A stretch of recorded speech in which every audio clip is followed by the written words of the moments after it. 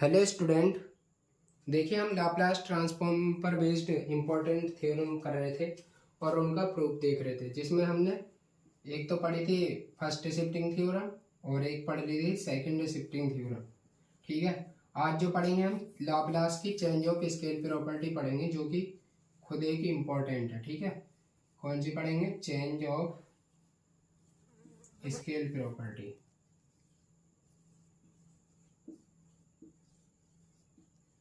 ये क्या कहती है? देखिए, अगर एफ ऑफ टी का लाप्लास ट्रांसफॉर्म वो इक्वल टू है एफ ऑफ पी के, देन हमें ये प्रूव करके दिखाना है क्या कि Laplace of f of a T, इसका जो लाप्लास ट्रांसफॉर्म है वो इक्वल टू होगा 1/a F of P upon A, इसके इक्वल होगा। ठीक है, अब देखो, इसे हम एल एच एस लेकर भी प्रूव कर सकते हैं और आर एच एस लेकर भी प्रूव कर सकते हैं। कैसे? देखो प्रूफ। सबसे पहले इसकी डेफिनेशन हमें पता है, बाय द डेफिनेशन से देखिए क्या हो जाएगा। Laplace transform of f of t is equal to हो जाएगा इंटीग्रेशन एक्सपोनेंशियल और यहाँ पर हमारा फैक्टर हो जाएगा टी टी। ठीक है, कोई प्रॉब्लम? अब इसमें मैंने आपको बताई थी ये और ये दोनों तो हमारी फिक्स होती हैं। चेंज ये फैक्टर होता है। अब यहाँ पर फैक्टर कितना दे रखा है? 80। तो मैं एल एच एस लेकर प्रूव करके दिखा रहा हूँ। Laplace of 80 is equal to integration exponential, ये दोनों तो सेम ही है। अब यहाँ पर क्या हो जाएगा? एफ ऑफ 80 हो जाएगा और किसके रेस्पेक्ट में इंटीग्रेशन? डी टी के respect.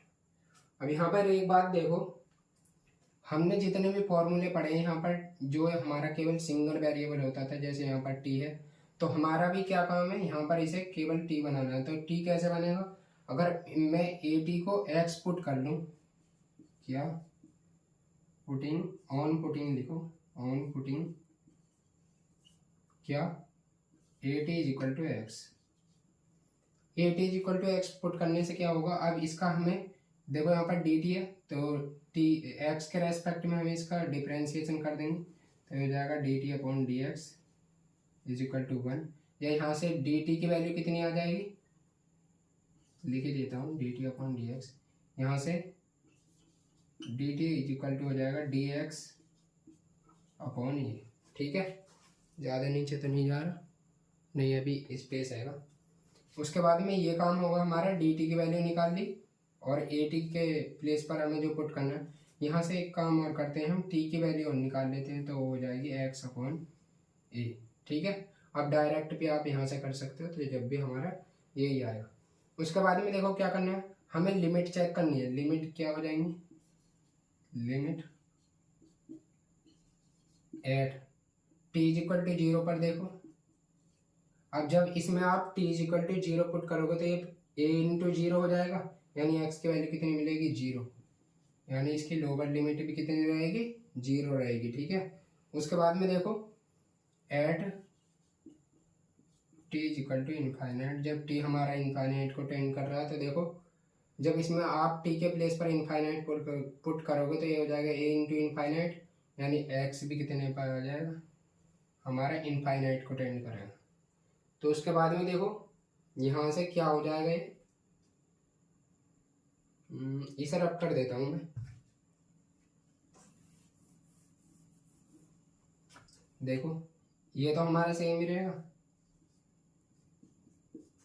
F of a t is equal to, limit हमारी सेम ही है, ई की पावर माइनस पी, और टी के प्लेस पर कितना पुट करना है? एक्स अपॉन ए।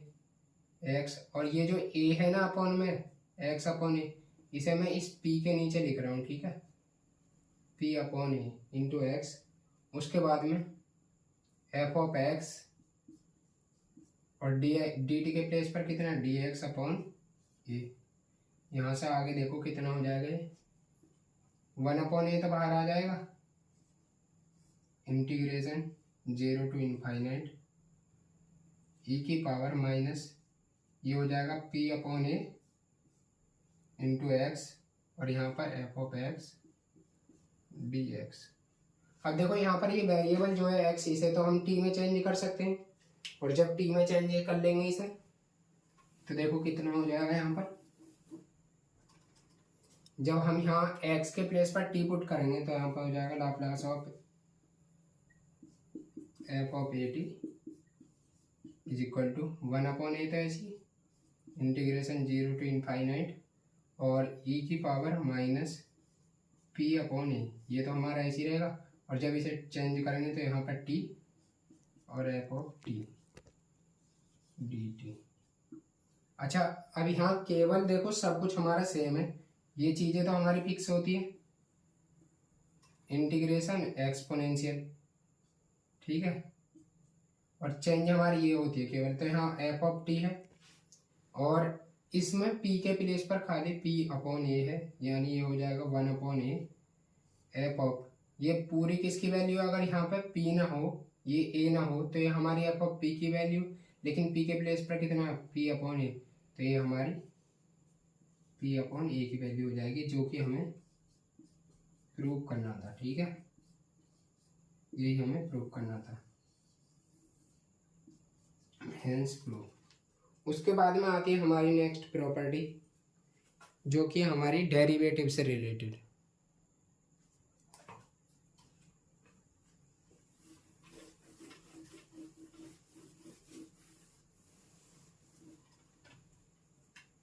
नेक्स्ट है फोर्थ प्रॉपर्टी, वह है Laplace transform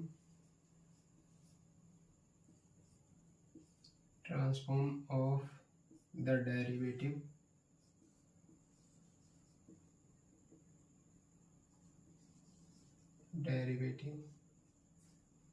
of f of T, यानी एफ ऑफ टी के डेरिवेटिव का हमें लाप्लास ट्रांसफॉर्म निकालना।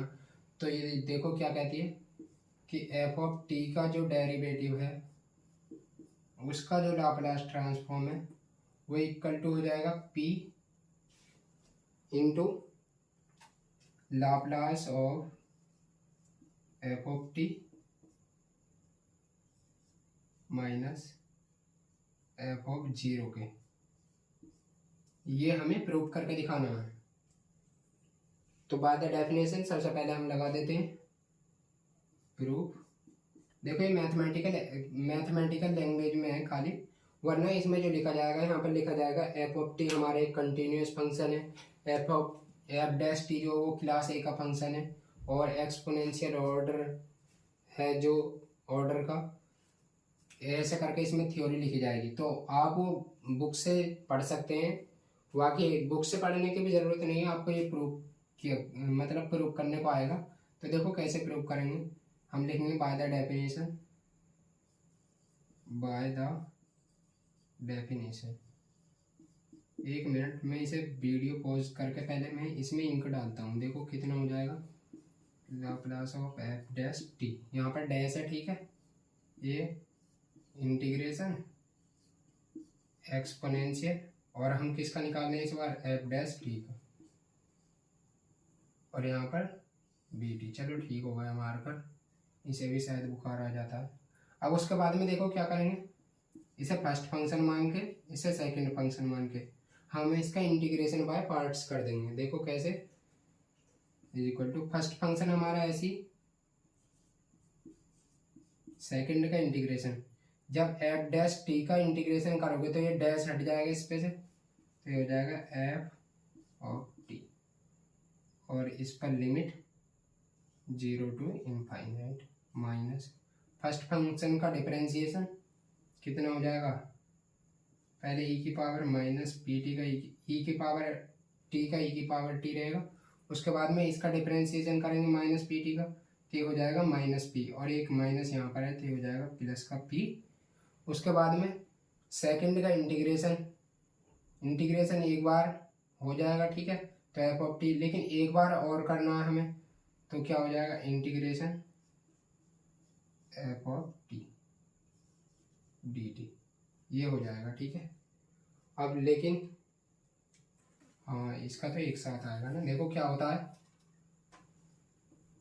ये होता है ना हमारा फॉर्मूला, माइनस फर्स्ट फंक्शन का डिफरेंशिएशन e की पावर माइनस पी टी और माइनस पी, सेकेंड का इंटीग्रेशन, एक बार इंटीग्रेशन हट जाएगा, और डी टी। ठीक है, इंटीग्रेशन की लिमिट हमारी 0 से इनफाइनाइट। अब ये जो माइनस का पी है इसे मैं आगे लिख रहा हूँ, तो माइनस माइनस प्लस और ये पी आ जाएगा, यानी प्लस का पी बाहर आ जाएगा। तो आप उसके बाद में देखेंगे ये कितना हो जाएगा, e की power minus p t f of T D T. अब इसे ध्यान से देखिए, क्या ये हमारे ये एफ ऑफ टी के डेफिनेशन नहीं है, 0 से इनफाइनाइट एक्सपोनेंशियल फैक्टर हमारा ये है, यानी ये किसका कौन है, P into Laplace of f of T. ठीक है, यही तो है। अब उसके बाद में आती है बात हमारे इस पे। अब देखो इसमें इनफाइनाइट पुट करेंगे हम, तो जब भी ये 0 आ जाएगा, e की पावर माइनस इनफाइनाइट 0, लेकिन इसमें 0 हम ऐसे लिखेंगे, लिमिट t टेंस टू 0। क्यों लिखते हैं, क्योंकि हम यहाँ पर लिमिट अप्लाई कर रहे हैं, और इनफाइनाइट हम डायरेक्ट इसमें पुट नहीं कर सकते। तो हो जाएगा e की power minus p t f of T, उसके बाद में माइनस, इसे अब यहाँ पर लिख दूंगा मैं। ठीक है, अब हम 0 पुट करेंगे, तो इसमें जब 0 पुट करोगे तो ये तो e की पावर 0 1 हो जाएगा, लेकिन इसमें t के प्लेस पर 0 पुट करोगे तो ये कितना हो जाएगा, एफ ऑफ 0।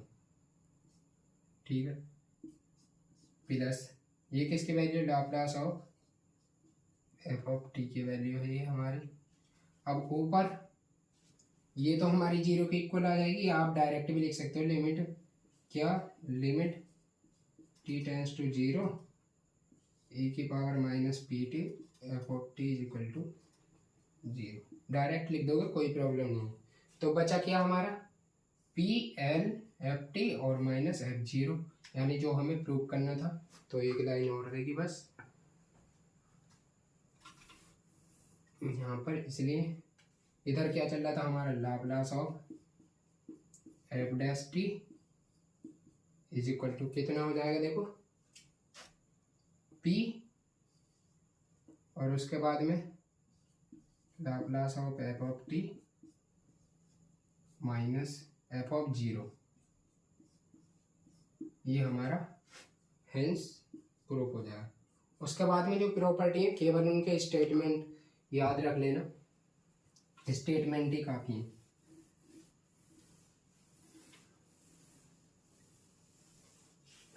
देखो आगे क्या है प्रॉपर्टी, देखो नेक्स्ट है लाप्लास, एक मिनट में इंक डाल लेता हूँ। देखिए हमारी नेक्स्ट थ्योरम है, क्या है, Laplace transform of the nth order derivative.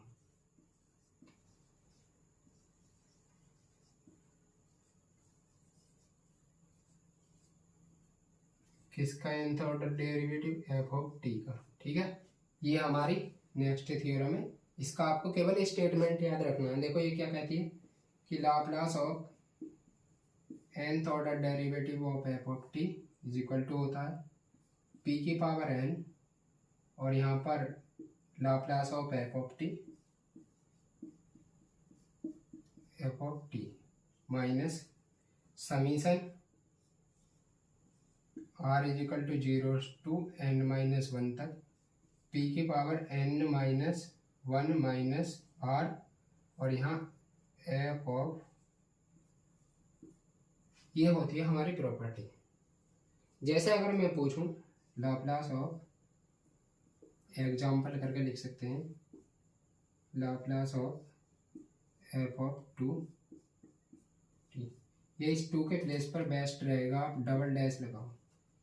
तो देखो ये कितना हो जाएगा, इसे भी आप लिख लेना जैसे फर्स्ट लिखा था, p की पावर 2, n के प्लेस पर यहाँ पर कितना 2, और Laplace of f of T तो ऐसे ही आ जाएगा, माइनस, अब यहाँ से समीशन आप चाहो तो चलो नेक्स्ट लाइन में गायब कर देंगे। r इज इक्वल टू 0 से 2 माइनस 1 यानी 1 तक, और p की पावर 2 माइनस 1 1 माइनस r तक, और f ऑफ r 0। यहाँ t के प्लेस पर 0 पुट करना है, ठीक है। तो देखो पी स्क्वायर तो ऐसे ही आ जाएगा, और ये भी Laplace of f of t minus, अब इसमें जब 0 पुट करोगे तो ये आ जाएगा p, और f 0 का मतलब इसका मतलब क्या है, f 0 r, इसकी पावर 0 है तो 1 मत कर देना।